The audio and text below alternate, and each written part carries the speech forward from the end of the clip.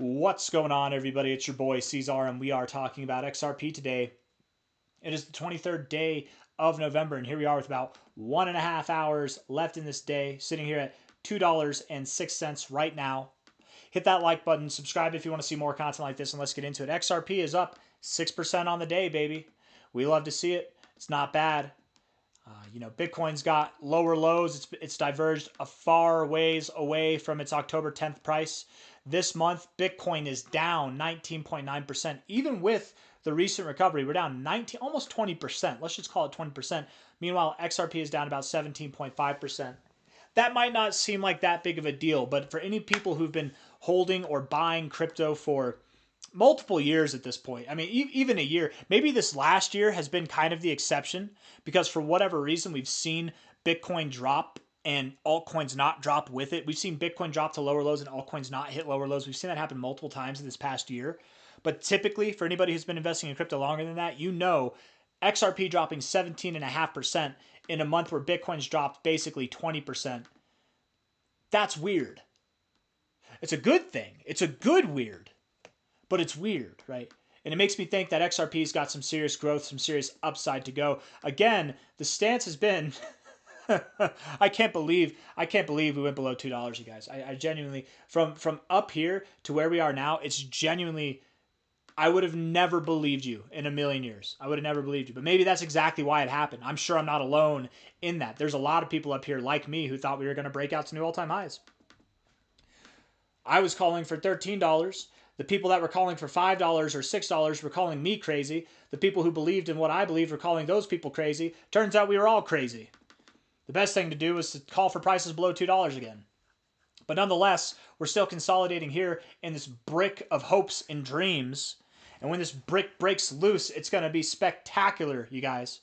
It's going to be absolutely phenomenal, right? Look at what we've done. This is a massive, massive symmetrical triangle, pennant, whatever you want to call it. It's a consolidation phase, okay? Just broke out of that. We haven't seen new all-time highs, really. I mean, yes, we did, but we really haven't seen blue sky breakout discovery price action since 2018, 2017. The high to the low of that consolidation phase has a few fib extensions that I'd like to point out. I call the 1272 to the 1618 the primary fib target, right? It's the primary target zone because you can stop anywhere or everywhere in between, right? You're going to stop at some point in here. Typically, whenever you do see from a high to a low a retracement that takes new highs, you stop somewhere in this area before building higher, right? And the thought here that I have is that first and foremost, I think that $27 will be achieved. I think that $67 will be achieved. I believe that by the end of the cycle, XRP will be worth anywhere from $40 to $70, okay? That's been the prediction for about a year now, okay? Maybe more than that. I don't remember how long it's been. But I don't believe we're just going to make a straight shot from $2 all the way up to $27. That would be a bit ridiculous. And it's not that ridiculous things can't happen. This is crypto. But that would be, just to put it in reference, that'd be about the same size move that you saw here. I just don't, I think those days are past. And it's not that we can't see that. We're not going to see it in a month. But it's just more that I don't think we're going to see that in one fell swoop without some consolidation first to build us up there, right? I think more likely we're going to stop somewhere at a lower target, consolidate, and then move higher, right? Then we move up to these targets or beyond. Just like to me, and who cares what I think, right? What I think does not dictate the charts. Just because it doesn't make sense to me doesn't mean it can't work out. But to me, it doesn't make sense to go to 27 bucks. It also doesn't make sense out of a multi-cycle consolidation phase that you'd break out and you stop at your first target. That just doesn't seem right. You beat the SEC, all lawsuits are dropped or settled. You're in the United States Strategic Crypto Reserve, and you've got a lot of big things going on whenever it comes to institutional money and on-ramping them into the crypto space. You've got a lot of big partnerships going on with Ripple and with the XRP ledger and everything, man. Like, people are actually using you. Institutions are actually using you. Like, I have a hard time seeing you stop at a minimum target. But the in-between target really makes the most sense to me. right? That $13.56 target, that's really where I think, again, this box of hopes and dreams that we've been locked in for about a year, when it unlocks, this is the destination. And typically, when you go to your 1414, you don't stop right there. You actually do, you wick just above it. You wick just above it like that, right? You won't stop right at it. You will wick just above it, okay? Monthly RSI. If we're looking at the monthly RSI, you have lower lows in your RSI. You have, well, at the moment, I guess actually you do have lower lows in your price. If the price, here's your goal, here's your objective. By the end of this month, in the next 7 days and 2 hours, more like 1.5 hours, you need to close above $2.09. If you can do that, then you do have hidden bullish divergence on your monthly time frame. And with that being said, even closing around here, that's severe of a lower low where it's like more of a double bottom here on a closing basis. That's pretty severe in divergence as well. Either way, though, closing here, closing a little bit higher, I think it would look good. You've got these higher lows in your monthly RSI, and it looks like you're right at the point at which you'd bounce. And you have hidden bullish divergence.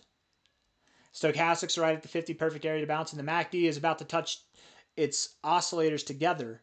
And whenever the blue line and the orange line are this close together, typically that's the point at which they bounce and they recover and start to move higher. You don't really have as many examples of that on the monthly time frame, but that is typical on any time frame, really.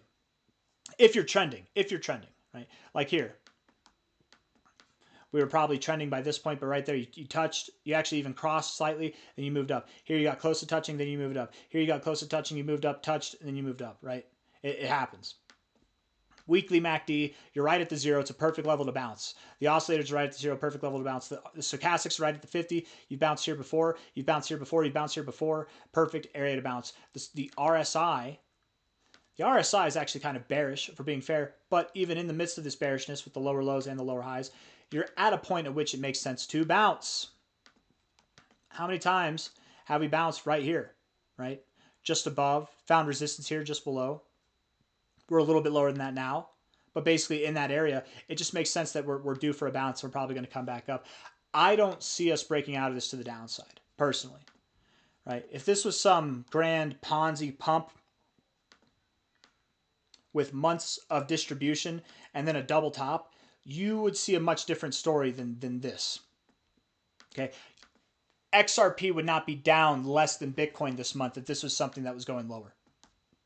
At least in my opinion. What do I know? I could be wrong. I don't think I'm wrong. Daily time frame, that looks like a nice reversal at the low here. The RSI does not have bullish divergence, but that's okay.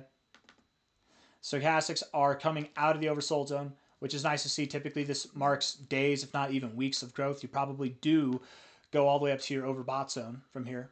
So you should have a good end of month and opening month of December. The MACD is sad. The RSI is sad. The stochastics are showing a little bit of life. The RSI is showing a little bit of life too, bouncing off of this, but we need to see more. Until we break this lower high trend, until we get above the 60, we start getting to the overbought zone and rejecting the oversold zone.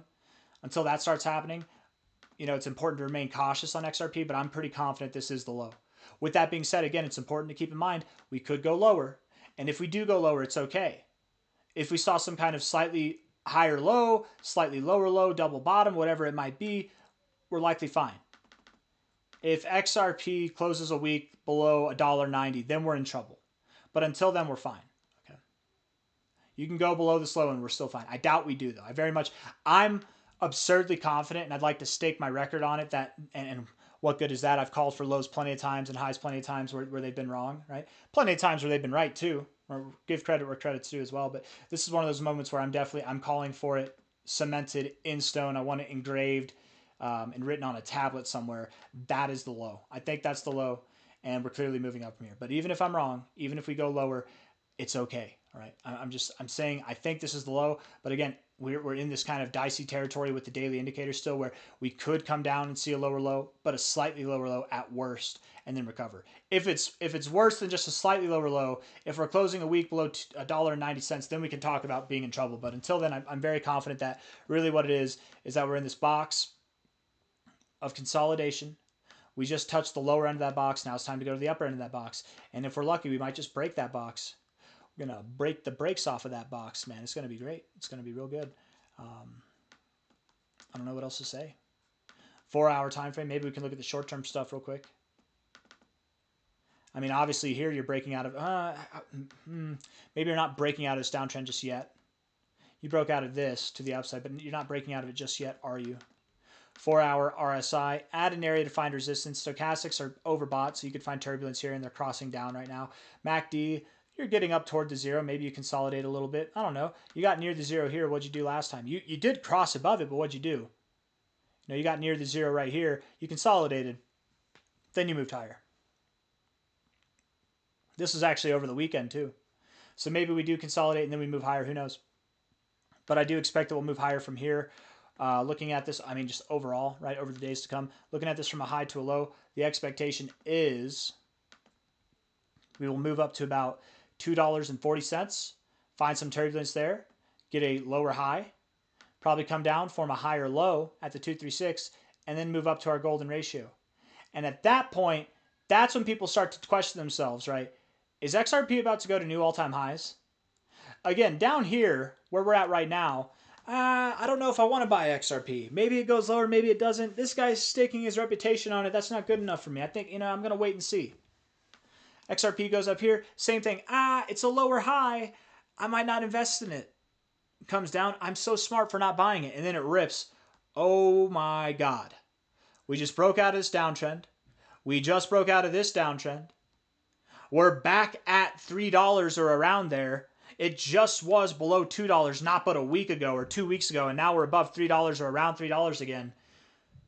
We are 60 cents away from our all-time highs. What are people going to think when they look at this on a macro scale and we're back here at like $3, right? What are people going to think about versus here compared to here? It's just a little shift, but this little shift in price will shift the perspective and build the momentum in the crypto community for what we all know is coming, right?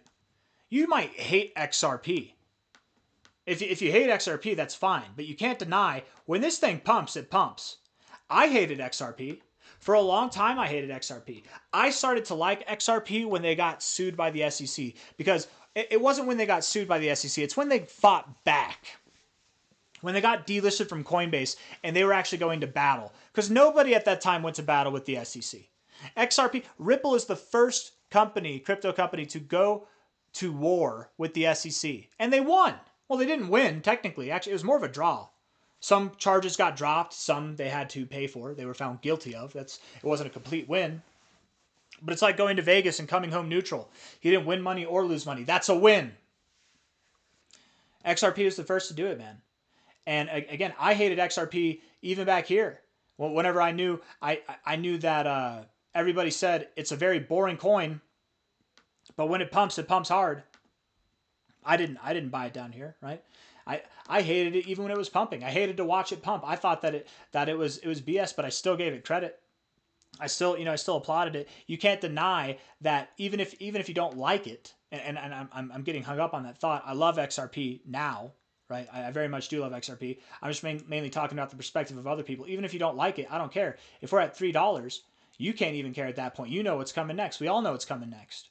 And this move that I'm drawing here, that seems a bit small, doesn't it? And that it is small. It takes us to prices that are below $12. We're likely going to see something that's above here, like $13 to $16, something like that. Right? It's a more appropriate move in comparison to like what we saw last year.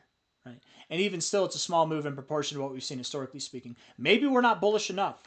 But one thing that I'm positive on is that when, not if, but when we break out of this zone here, this box of hopes and dreams, we're not going to stop at the minimum target.